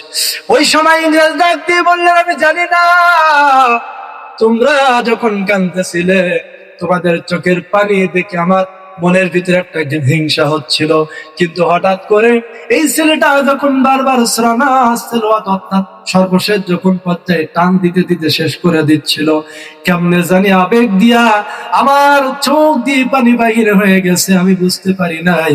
নিঃসন্দেহে এটা আল্লাহর কোরআন, এমন একটা গ্রন্থ, এই কোরআন পবিত্র ছাড়া আর কিছুই হতে পারে না। চিল্লাই বলি মারহাবা। ভাইরা আমার, বন্ধুগণ, সেই কোরআনুল কারীম নিয়ে কত ষড়যন্ত্র এই সমাজে চলেছে, কত পরিকল্পনা এই যুগে চলেছে। সেই কোরআনুল কারীম থেকে যে আমি আয়াতে কারিমাটি তেলাওয়াত করেছি বাকারা, এই বাকারাটা একটা ফজিলতপূর্ণ কথা না বললে নয়। বিশ্বনবী সাল্লাল্লাহু আলাইহি ওয়াসাল্লাম জানিয়েছেন, আল্লাহ পাক রব্বুল আলামিন জানিয়েছেন সূরা বাকারা এতটা গুরুত্বপূর্ণ। আল্লাহ রব্বুল আলামিন বলেন সবচেয়ে বড় সূরা এটা, 2.5 পারার অধিক পরিমাণ আয়াতে কারিমা এই সূরার ভিতরে পাওয়া যায়। আল্লাহ রাব্বুল আলামিন এত ফজিলত দান করেছেন এই সূরা বাকারা। ও মায়েরা, ও বোনেরা, একটু দিলের কানটা দিয়ে শোনেন। এই সূরা বাকারা যদি কোনো মানুষ তার বাড়িতে ফজর বা মাগরিবের সময় দৈনিক ভাবে একদিন তেলাওয়াত করে, আল্লাহ রাব্বুল আলামিন জানিয়েছে 3 দিন পর্যন্ত তার বাড়িতে শয়তান প্রবেশ করে না। সুবহানাল্লাহ। 3 দিন পর্যন্ত তার বাড়িতে শয়তান প্রবেশ করে না, এমন একটা গুরুত্বপূর্ণ আয়াতে কারিমা। শুধু তাই নয়, এমন একটা সূরা যদি কোনো মানুষ প্রত্যেকটা দিন ফজরের পরে আদায় করে, তেলাওয়াত করে, আল্লাহ রাব্বুল আলামিন জানিয়েছেন আমার ওই বান্দাগুলার 3 দিন পর্যন্ত কঠিন মুহূর্ত বিপদের সময় আমি আল্লাহ তার সাহায্য করাটা আমার জন্য ওয়াজিব হয়ে যায়। বলি আল্লাহু আকবার। ভাইরা আমার, বন্ধুগণ, রাসূলের একজন সাহাবী ছিল। সূরা বাকারার ফজিলত একটু দিয়ে আমি আলোচনার ভিতরে আবার চলে যাব। উসাইদ ইবনে হুযাইর রাদিয়াল্লাহু তাআলা আনহু, তার জীবনের দিকে তাকালাম। রাসূলের সাহাবী রাতের বেলা, ইশার রাত, চাঁদনি রাতের রজনীতে সূরা বাকারা তেলাওয়াত করতেছিল। অন্তিম সময় তার পাশে একটা বাচ্চা ছিল, ছোট্ট দুধের বাচ্চা। বাচ্চাটা পাশে শোয়া দিয়া সে কোরআনুল কারীম তেলাওয়াত করতেছে। তার হাতের একটু সামনে একটা গাছের কিনারায় তার আরোহণ করার জন্য যাত্রী হিসাবে তার একটা ঘোড়া ছিল, গাছের কিনারায় বাঁধা। উসাইদ ইবনে হুযাইর রাদিয়াল্লাহু তাআলা আনহু সূরা বাকারা যখন আলগা করে তেলাওয়াত করতে যাবে, আলিফ লাম মিম যালিকাল কিতাবু লা রাইবা ফি, যখনই তেলাওয়াত করতে যাবে লক্ষ্য করে দেখে তার পাশে যে ঘোড়াটা বাঁধা ছিল, ওই ঘোড়াটা 2টা পা আকাশের দিকে তাকায়া, 2টা পা আকাশের দিকে উঁচু করে ছটফট ছটফট করতেছে। উসাইদ ইবনে হুযাইর রাদিয়াল্লাহু তাআলা আনহু কোরআনুল কারীম তেলাওয়াত আস্তে করে বন্ধ করে দিলেন। কারণ হলো তার পাশে একটা বাচ্চা ছিল, দুধের বাচ্চা। না জানি এই ঘোড়াটা যদি বারবার ছটফট করে রশি ছিঁড়ে যেতে পারে, এটার কারণে তার গায়ে পড়তে পারে, বাচ্চাটা আহত হতে পারে, ক্ষতিগ্রস্ত হয়ে যেতে পারে। এটার দিক চিন্তা ভাবনা করিয়া কোরআনুল কারীম তেলাওয়াত বন্ধ করে দিলেন। বন্ধ করে দেওয়ার সাথে সাথে ঘোড়াটা আস্তে করে ধীর স্থির হয়ে আবার নীরব হয়ে যায়। হযরত উসাইদ ইবনে হুযাইর রাদিয়াল্লাহু তাআলা আনহু অবাক হয়ে গেল। আবার দ্বিতীয়বারের মতো কোরআনুল কারীম যখন তেলাওয়াত করা শুরু করে দেয়, অন্তিম সময় ঘোড়াটা আবার আগের চেয়ে বেশি লাফালাফি শুরু করে দিছে। উসাইদ ইবনে হুযাইর রাদিয়াল্লাহু তাআলা আনহু অবাক হয়ে গেল, কি ব্যাপার? আমি যখন কোরআনুল কারীমটা তেলাওয়াত করি ঠিক ওই সময় লক্ষ্য করে দেখি ঘোড়াটা ছটফট ছটফট করতেছে, আগের চেয়ে অধিক পরিমাণ চাপ দিচ্ছে। আবার কোরআনুল কারীম তেলাওয়াত করা বন্ধ করে দিল। বন্ধ করে দেওয়ার সাথে সাথে ঘোড়াটা আবার আগের মতো হয়ে গেছে, কিছুই বুঝতে পারে না। তৃতীয়বারের বার উসাইদ ইবনে হুযাইর রাদিয়াল্লাহু তাআলা আনহু আবার কোরআনুল কারীম যখন তেলাওয়াত করা শুরু করে দিল, এর চেয়ে দ্বিগুণ তৃতীয়বারের মতো এতটা ঝংকার দেওয়া শুরু করে দিল, মনে হচ্ছে যেন রশি ছিঁড়ে চলে আসবে। উসাইদ ইবনে হুযাইর রাদিয়াল্লাহু তাআলা আনহু তৃতীয়বারের মতো কোরআনুল কারীম বন্ধ করে দিলেন। আর বললেন, না, আর তেলাওয়াত করা যাবে না। যে তোমার ছোট্ট বাচ্চাটা রয়েছে, কোরআনটা বুকে নিলেন। বাচ্চাটাকে এক হাতে করে বুকে নিয়ে যখন চলে যাবে, তিনি আকাশের দিকে একটু তাকালেন। কেন আমার ঘোড়াটা বারবার কেন উপরের দিকে 2টা পা দিয়ে ছটফট করে তাকায় বুঝি না। উপরের দিকে তাকায় দেখে কিসের যেন হুর কেলমানের একটা নূরের আলো তার চোখে দৃষ্টি দিয়েছে, তাকানো যাচ্ছে না। আবার সাথে সাথে তার নজরটা নিচের দিকে তাকায় দিলেন। দেওয়ার সাথে সাথে উসাইদ ইবনে হুযাইর রাদিয়াল্লাহু তাআলা আনহু কালবে রাব্বনা করে বাচ্চাটা আরে নিয়া ঘরের ভিতরে গন্তব্য স্থানে যখন পৌঁছে যায়, ঠিক ওই সময় কিছুক্ষণ পর রাত যখন পড়ে গেছে, মসজিদে নববীর মাঝে, মসজিদে নববীর মুয়াজ্জিন মসজিদ থেকে সুন্দর করে এলান দিলেন, আসসালাতু খায়রুম মিনান নাউম,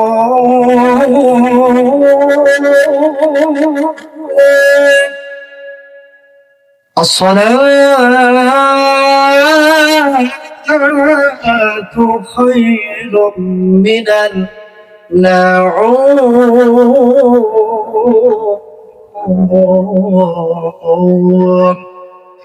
এই শব্দটি যখন শুনতে পেলেন, ঘুমের সে নামাজ উত্তম চলে আসো। উসাইদ ইবনে হুযাইর রাদিয়াল্লাহু তাআলা আনহু কালবে লাভনা করিয়া মসজিদে নববীর কিনারায় চলে গেলেন। ফজরের নামাজ হয়ে গেল। বিশ্ব নবীর দিকে তাকায় বলেন, ইয়া রাসূলুল্লাহ, ইয়া হাবিবাল্লাহ, আমার একটা প্রস্তাব রয়ে গেছে। হুজুর ডাক দিয়ে বললেন, কি হয়েছে সাহাবী? হুজুর, গতকাল রাতের বেলা আমার জীবনে একটা আশ্চর্যজনকমূলক ঘটনা ঘটে গেছে। হুজুর, যদি আপনি এই আশ্চর্যজনকমূলক ঘটনার বর্ণনাটা একটু জানায় দিতেন আমি খুশি হয়ে যেতাম। বিশ্বনবী সাল্লাল্লাহু আলাইহি ওয়াসাল্লামকে সব সুন্দর করে জানায় দিলেন। ওই সময় হুজুর ডাক দিয়ে বললেন, এমন একটা সূরা তুমি তেলাওয়াত করতেছিলে, তুমি যখন কোরআনুল কারীম তেলাওয়াত করতেছিলে, আলগা করতেছিলে, আল্লাহ পাক রব্বুল আলামিনের রহমতের হুর গিলমান ফেরেশতারা এত খুশি হয়ে গেছিল তোমার কোরআন তেলাওয়াত শোনার জন্য। পাগলের মতো হুর গিলমান ফেরেশতারা আস্তে আস্তে করে নূরের আলো দিয়া তোমার কোরআন তেলাওয়াত শুনতে আসছিল। জোরে বলুন সুবহানাল্লাহ। শুধু তাই নয়, তুমি প্রথমবার বন্ধ করলে সাথে সাথে ফেরেশতাগুলো উঠে গেল, দ্বিতীয়বার যখন বন্ধ করে দিছ আবার তারা চলে গেছে, তৃতীয়বার যখন একটু লম্বা সময় নিয়ে যখন কোরআনুল কারীমটা তেলাওয়াত করা শুরু করে দিলেন, ঠিক ওই সময় তারা খুব কাছাকাছি রেকর্ড করতে এসেছিল, কিন্তু আবার যখন বন্ধ করে দিয়েছো ঠিক সেই সময় তারা নূরের আলো চমকাতে চমকাতে হুরগেলমান গুলা চলে যাচ্ছিল। অন্তিম সময় তোমার নজর তার দিকে পড়ে গেছে। তবে শুনে নাও এ উসাইদ ইবনে হুযাইর, এইভাবে যদি তুমি ফজর পর্যন্ত কোরআন তেলাওয়াত করতে, এইভাবে যদি তুমি সকাল পর্যন্ত কোরআন তেলাওয়াত করতে, সারা মদিনায় যতগুলা মানুষ রয়েছে ওই মদিনার মানুষগুলা এই হুরগেলমানদের সবাই তারা নূরের ঝলক দেখতে পেত। জোরে বলুন সুবহানাল্লাহ। সেই সূরা বাকারা আমি তেলাওয়াত করেছি। আল্লাহ রাব্বুল আলামিন সেই সূরা বাকারার যে আয়াতে কারিমাটি তেলাওয়াত করেছে, আল্লাহ পাক সুন্দর করে বলতেছেন, ফাজকুরুনি আযকুরকুম ওয়াশকুরুলি ওয়ালা তাকফুরুন। তোমরা আমাকে স্মরণ করো, আমি আল্লাহ পাক রব্বুল আলামিন তোমাদেরকে স্মরণ করব। সুবহানাল্লাহ। ইয়া আইয়ুহাল্লাযীনা আমানুস্তাঈনু বিস-সাবরি ওয়াস-সালাহ। নামাজ আদায় করো ধৈর্যের মাধ্যমে। ইন্নাল্লাহা মা'আস সাবিরিন। যেন সেই নামাজটা ধৈর্যের মতো হয়ে যায়। আজকে আমার বাবাজিদেরকে আমি লক্ষ্য করেছি, আমি আজকে জুমার আলোচনায় বলেছিলাম 20 বছর বয়স হয়ে গেছে, 60 বছর বয়স হয়ে গেছে, বাবাজিকে যদি জিজ্ঞাসাবাদ করা হয় যে আপনি রুকুতে কি পড়েন, সিজদাতে কি পড়েন, দুই সিজদার মাঝখানে কি পড়েন, কই বাবাজি জানি না, অর্থাৎ মুখস্থ নাই। তা আপনার মুখস্থ নাই, তা আপনি ওখানে কোন কি, ওখানে বলেন কি, কই ওই এমনি যে থাকি। ইনাদেরকে যদি আমি মসজিদে বলছিলাম যে টেলিভিশনের সামনে যদি বসায়া একটা হিন্দি গান ভিডিও বা একটা মুভি বা রাজনৈতিক বিভিন্ন নেতার বক্তৃতা যদি 10 মিনিট টাকা শোনানো হয় বা দেখানো হয়, আজকে দেখাবেন, কালকে ওই মূর্খরে জিজ্ঞাসা করবেন, পাট বাই পাট খোদার কসম সব বলে দিবে, কিন্তু ইসলামী এই নজর তার মধ্যে ঢুকে, ঠিক কিনা? সুতরাং ভাইয়ের আমার বাবাজিরা, আল্লাহ পাক রব্বুল আলামিন বলতেছে যে নামাজ যদি ধৈর্যের মাধ্যমে হয়, আমি আল্লাহ পাক রব্বুল আলামিন তাদের নামাজকে কবুল করে নিব। সুবহানাল্লাহ। অবশ্যই আস-সালাতু মিরাজুল মুমিনিন, আস-সালাতু মিফতাহুল জান্নাহ। নামাজ হলো মুমিনদের জন্য মিরাজ, নামাজ হলো মুমিনদের জন্য জান্নাতের চাবিকাঠি। এই নামাজ যদি আপনার আমার মাঝে ধৈর্যের মাধ্যমে না হয়, আল্লাহ পাক আপনাকে আমাকে জান্নাত দিবেন না। আল্লাহ রাব্বুল আলামিন বলেন, ইন্নাল্লাযীনা আমানু কানাত লাহুম জান্নাতুল ফিরদাউসি নুজুলা। আমি তাদের জন্য বললাম, নিশ্চয়ই যারা ঈমান এনেছে তাদের জান্নাত দেওয়াটা আমি রব আমার জন্য ওয়াজিব হয়ে যায়। জোরে বলেন সুবহানাল্লাহ। ভাই আমার বন্ধুগণ, আমি যে হাদিসটা আমার জবান থেকে আমি তেলাওয়াত করেছি, বিশ্ব নবী সাল্লাল্লাহু আলাইহি ওয়াসাল্লামের হাদিস, লা ইউমিনু আহাদুকুম হাত্তা কুনা হাব্বা ইলাইহি মিন ওয়ালিদিহি ওয়া ওয়ালাদিহি ওয়ান নাসি আজমাইন, মুত্তাফাকুন আলাইহি। আল্লাহ রাব্বুল আলামিন বলেন, এই পৃথিবীর মধ্যে সবচেয়ে তোমার পরিবার পরিজন যাহা কিছু আছে সবচেয়ে বেশি ভালোবাসতে হবে যাকে, সে হলো তোমার আমার নবী। ইন্নাকা লাআলা খুলুকিন আযীম। জোরে বলুন আল্লাহু আকবার। রাসূলকে ভালোবাসতে হবে তোমার পিতা মাতার চেয়ে, তোমার পরিবারের চেয়ে, তোমার ছেলের চেয়ে, তোমার মেয়ের চেয়ে সবচেয়ে বেশি ভালোবাসতে হবে যাকে, সে হলো তোমার রাসূল। কারণ এই পৃথিবীর মাঝে সনদ গাইড, ওয়ামা আরসালনাকা ইল্লা রাহমাতাল লিল আলামিন। তিনি হলেন রহমতের নবী। সেই রাসূলকে ভালোবাসতে হবে। কিয়ামতের ময়দানে তিনি আপনার আমার জন্য উকিল হয়ে যাবে, সেই রাসূলকে ভালোবাসতে হবে। আলোচনার সময় আর মাত্র 15 মিনিট। রাসূলের ভালোবাসা প্রেমিককে নিয়ে একটা ইতিহাস আপনাদের মাঝে উঠায় ধরতে চাই। এই ইতিহাসটা ধরে আমি আমার আলোচনা শেষ করে চলে যাব। ভাইয়ের আমার বন্ধুরা, 4 মাযহাবের আলেম ছিল, ইমাম আবু হানিফা, ইমাম শাফি, ইমাম হাম্বলি, ইমাম মালিক রাহমাতুল্লাহি আলাইহি। 4 মাযহাব জগৎ বিখ্যাত 4 জন আলেম ছিলেন। তার মাঝে ইমাম মালিক রাহমাতুল্লাহি আলাইহির যুগে একটা ইতিহাস খুব বাস্তব কঠিন একটা ইতিহাস দেখলাম। আমি মনে করি এই ইতিহাসটা কেউ জানেন না, আপনার নতুন একটা ঘটনা আমি আপনাদের জন্য সুন্দর করে নোট করে নিয়ে এসেছি। যেমন ভালোবাসা এই ইমাম মালিক রাহমাতুল্লাহি আলাইহি তিনি রাসূলের জন্য দিয়েছিলেন। ইমাম মালিক রাহমাতুল্লাহি আলাইহি তার জীবনের দিকে তাকালে পাওয়া যায় তিনি 20 বছরের অধিক পরিমাণ মদিনাতে গিয়েছেন রাসূলের রওজা জিয়ারত করার জন্য। ইমাম মালিক রাহমাতুল্লাহি আলাইহি 20 বছর রাসূলের মদিনার কিনারে গিয়েছেন, কিন্তু 20 বছরের ভিতরে তার পায়ের জুতা দুখানা কখনো সে মাটিতে লাগায় নাই। ছাত্ররা জিজ্ঞাসাবাদ করলেন, হুজুর আশ্চর্যজনক বিষয়, লক্ষ্য করে দেখেছি 20 বছরের অধিক পরিমাণ আপনি মদিনার কিনারে ঘুরেছেন, কিন্তু রাসূলের রওজার আশপাশ সহ এই মরুভূমি অঞ্চলে আপনি যখন হজের মৌসুমে আসেন আপনার পায়ের তলার দিকে তাকালে পাওয়া যায় আপনার পায়ের তলায় যেন ঠোলা কেটে গেছে। কেন আপনি জুতা পায়ে দেন না?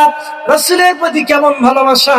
ইমাম মালিক রাহমাতুল্লাহি আলাইহি ওই সময় ডাক দিয়ে বলতেছে, শোনো আমার ছাত্ররা, শোনো আমার শিষ্যরা, এই মদিনার মাঝ দিয়ে আমার রাসূল হেঁটেছে, না জানি আমার মুহাম্মদ সাল্লাল্লাহু আলাইহি ওয়াসাল্লাম কত বছর আগে, কত সাল আগে গিয়েছেন।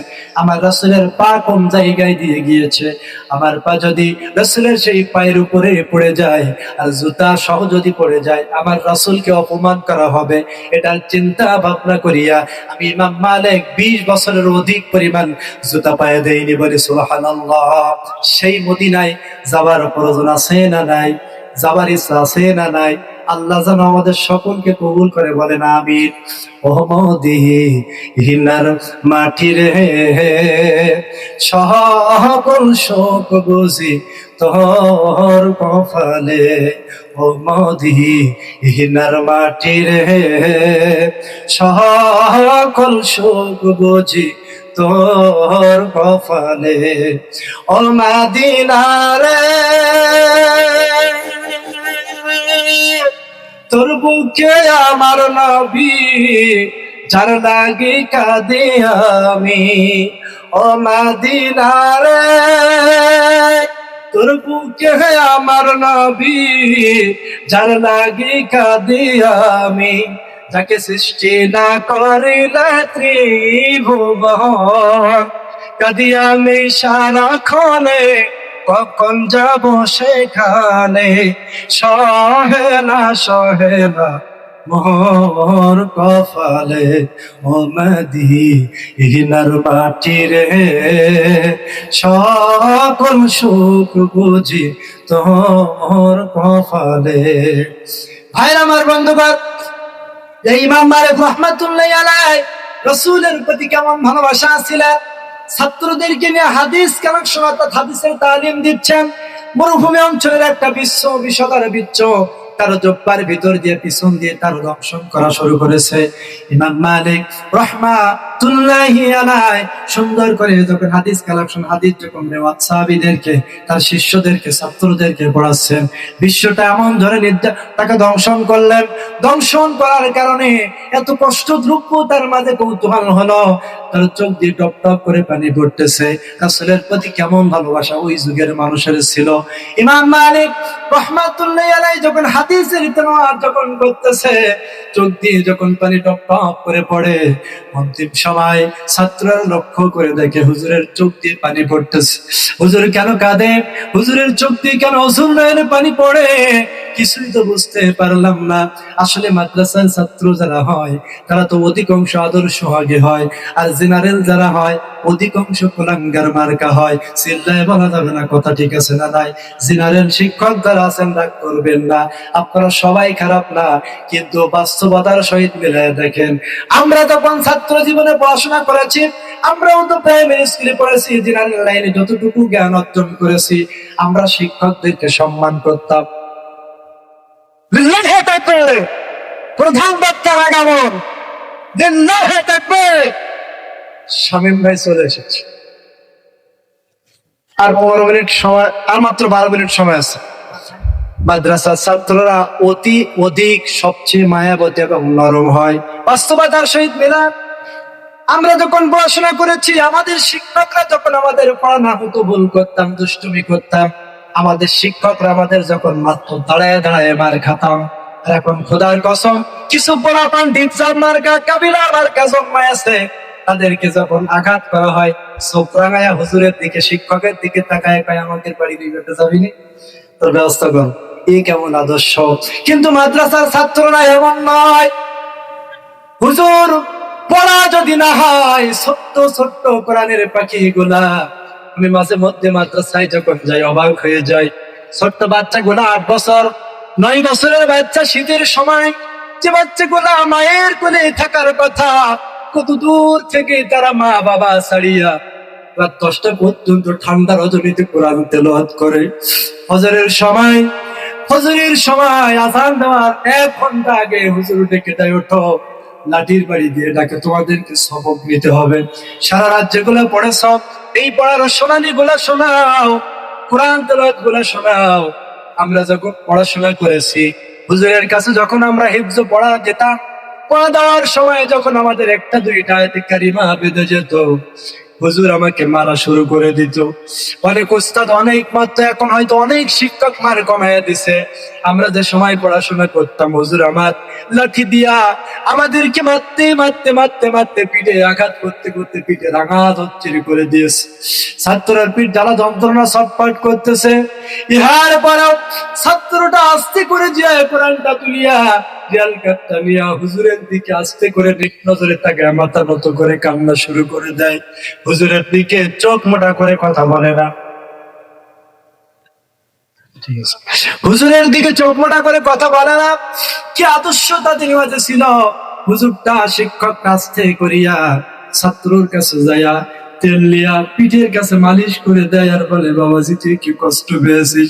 এটাই হলো মাদ্রাসার শিক্ষা। ইমাম মালিক রাহমাতুল্লাহি আলাইহি কাল বিলম্ব করলেন না। তার হাদিস কারেকশন পড়ানো যখন শেষ হয়ে গেল, আস্তে করে বন্ধ করে দিলেন। বন্ধ করে দেওয়ার পরে ছাত্রদেরকে ডাক দিয়ে বললেন, আবার ছাত্ররা আমার গায়ের জুব্বাটা একটু খোলো। গায়ের জুব্বাটা খুললেন। খোলার সাথে সাথে তার পিঠের ভিতর থেকে ওই বিষদার বিশ্বটা বাহির হয়ে দৌড়ায় চলে গেছে। গায়ের জুব্বাটা খোলার সাথে সাথে দেখি তার পিঠে বিরাট একটা খোলাই কেটেছে, রাগা দংশন করেছে। ছাত্ররা ডাক দিয়ে বলেন, হুজুর আপনার পিঠে আঘাত করা হয়েছে, আপনার পিঠে দংশন করেছে। আপনি তো তেলাওয়াত বন্ধ করে দিয়ে বিশ্বটা ঝেড়ে ফেলে দিতে পারতেন, কিন্তু কেন আপনি দেন নাই? ইমাম মালিক রাহমাতুল্লাহি আলাইহি বললেন, আমার ছাত্ররা তোমরা জানো না, এমন একটা হাদিস আমি তেলাওয়াত করতেছিলাম, এই হাদিসটা যদি আমি তেলাওয়াত করতে করতে বন্ধ করে দেই, আমার আল্লাহ পাক অসন্তুষ্ট হয়ে যেতে পারে। একটা বিচ্ছুর কারণে আমার ইমাম মালিক রাসূলের হাদিস বন্ধ করে দিয়েছে, এটা আমার জন্য মানাই না। এই কারণে আমি ইমাম মালিক রাসূলের সম্মানের দিকে তাকায়া নির্যাতন সহ্য করেছি, বলি আল্লাহু আকবার। সেই ইমাম মালিক রাহমাতুল্লাহি আলাইহি যুগের যে ঘটনাটা ধরেছিলাম, লাস্ট পর্যায়ে খুব শর্ট করে বলতেছি, মদিনার বুকে একটা পদ্মাশীল মহিলা দিনদার পরেশগার মৃত্যুবরণ করেছে। তার মৃত্যুর সাথে সাথে এলাকা ভিত্তিক সবাই সংবাদ পেয়ে গেছে, অমুক মহিলা পদ্মাশীল মৃত্যুবরণ করেছে, তাকে গোসল করাতে হবে। গোসল করানোর জন্য 4 জন পরেশগার মহিলা তার পাশে চলে গেলেন। খুবই সংক্ষিপ্ত করে বলতেছি, যেহেতু আমার সংকেত দেওয়া হয়ে গেছে, হুজুর 5 মিনিট কথা বলে বন্ধ করে দেন।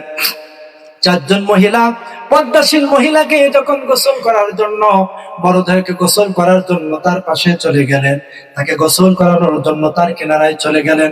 সুন্দর করে পদ্মার মাধ্যমে যখন গোসল করাচ্ছে, গোসল করাতে করাতে 4 জন মহিলার ভিতর থেকে একজন মহিলার একটা হাত তার মহিলার রানের সাথে চমকের মতো অ্যাডজাস্ট হয়ে গেছে, আর ছাড়ায় না। বারবার টানাটানি করে কিন্তু হাত আর ছাড়ায় না।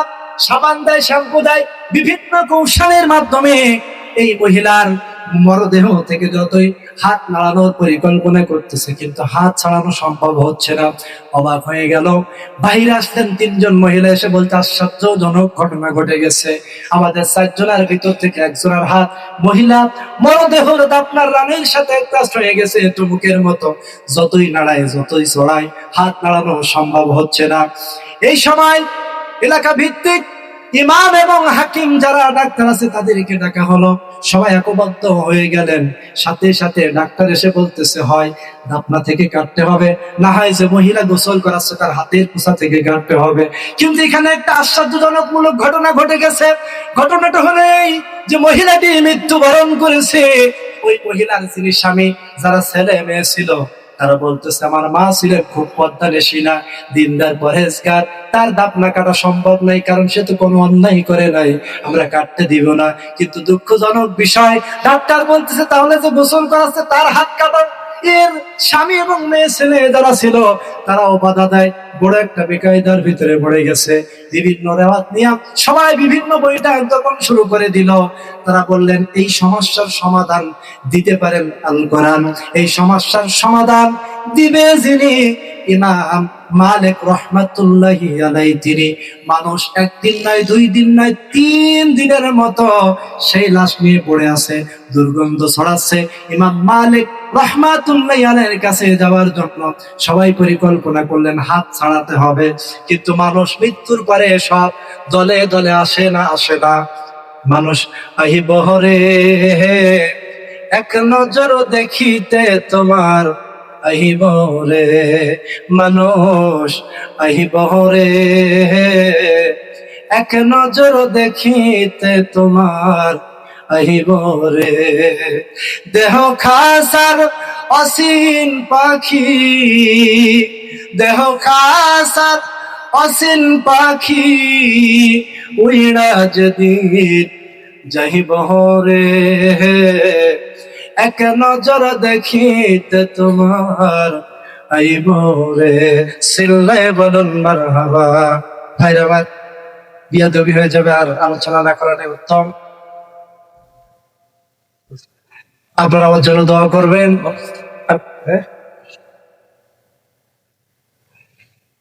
5 মিনিট সময় দিচ্ছে, ঘটনাটা শেষ করে দেয়, তাই তো? অনেকে আমার গালি দেবে যে ব্যবসা শুরু করছে, তাই না?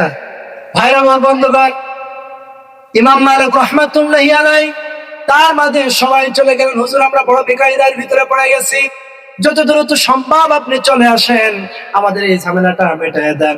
ওই সময় ইমাম মালিক রহমাতুল্লাহি আলাইহি কাল বিলম্ব করলেন না, পর্দার মাধ্যমে ওই মহিলার পাশে চলে গেলেন যিনি গোসল করাচ্ছিলেন। ওই গোসল করানো ওয়ালাকে ডাক দিয়ে বলতেছে, মহিলা সত্য করে বলো, তুমি যে মরদেহকে গোসল করাতেছিলে ইহার ভিতরে কি তুমি কোনো বাজে মন্তব্য তার জন্য করেছো? প্রথম মহিলাটি মিথ্যা কথা বললেন। অন্তিম সময় ইমাম মালিক রহমাতুল্লাহি আলাইহি বললেন, শোনো, যদি তুমি মিথ্যা কথা বলে থাকো, আল্লাহর কোরআন অনুযায়ী কিয়ামতের ময়দানে তোমাকে কঠিন শাস্তি দেওয়া হবে। আর যদি তুমি সত্য কথা বলে থাকো, দুনিয়ার মাঝ থেকে যদি শাস্তি দেওয়া হয়, আল্লাহ পাক রব্বুল আলামিন হয়তো বা ইহার বিনিময়ে কিয়ামতের দিন কোনো শাস্তি দিবে না। ওই সময় ভয়ে ওই মহিলাটি ডাক দিয়ে বললেন, হ্যাঁ হুজুর, আমি একটা ভুল করেছি, একটা অন্যায় করেছি। কি অন্যায় করেছো? আমি একদিন কলস নিয়ে পানি নিয়ে যাওয়ার পথে আমি এই মহিলাকে দেখেছিলাম একটা অন্য পর পুরুষকে নিয়ে তার ঘরের ভিতরে প্রবেশ করতেছে।